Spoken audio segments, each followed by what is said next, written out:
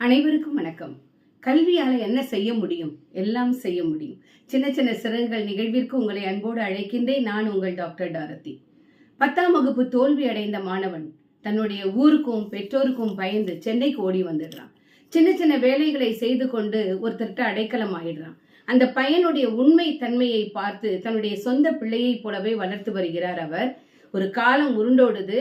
ஒரு குறிப்பிட்ட காலத்துல அந்த பையனுக்கு ஒரு ஆட்டோவை வாங்கி கொடுத்து ஆட்டோ உரிமையாளராக மாற்றி ஒரு அனாதை பெண்ணையும் திருமணம் செய்து வைக்கிறார்.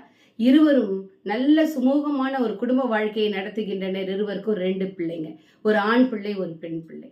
இந்த ஒரு சூழ்நிலையில தன்னுடைய அண்ணனுடைய மகளுடைய திருமணம் என்று கேள்விப்பட்டு தன்னுடைய பிள்ளைகள் நீண்ட நாளாக தன்னுடைய சொந்த ஊரை பார்க்கணும்னு விரும்புறாங்களேன்றதுக்கு திருமண மண்டபத்துக்கு கூட்டு போறார். இவர்களை பார்த்தவுடன் குடும்பத்தினர் மொத்தமாக வந்து அவமானப்படுத்தி இவங்களை கிழிச்சு எரிஞ்சிடுறாங்க. அவமானத்தில் வேதனையில் கண்ணீரோடு வீட்டில் வந்து அமர்ந்திருக்கிற தந்தையை பார்த்து பிள்ளைகள் 2 பேரும், அப்பா உங்க தலை நிமிர நாங்க என்ன செய்யணும்னு கேட்கிறாங்க. பிள்ளைகளை பார்த்து அவர் சொல்றாரு, கல்வியால நான் தோத்து போனேன், அதே கல்வியால உங்களால நிமிர முடியுமா? உங்களுக்காக நான் என் உயிரையே கூட பணையம் வைக்கிறேன்னு சொல்றாரு.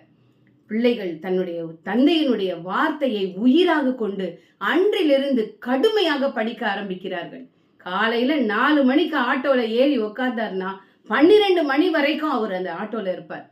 மனைவி சமைச்சு கொடுக்கிற அந்த உணவை தவிர வேறு எங்கேயும் சாப்பிட மாட்டார். தனக்கென்று எந்த ஆசைகளும் கிடையாது.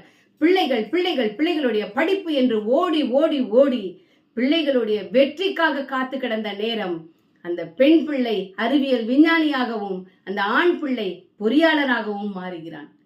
அவர் சொல்றாரு, என்னுடைய பெண் பிள்ளைக்காக நான் விமானத்தில் ஏறி அமரும் பொழுது இதுவரை என் வாழ்க்கையில் நான் பட்ட கஷ்டங்கள், துன்பங்கள், வியர்வைகள் அத்தனையும் ஒன்றுமில்லாமல் போய்விட்டது. என் பிள்ளையோடைய வெற்றி வாகைதான் எனக்கு கண் முன்னால் தெரிகிறது என்று சொல்கிறார்.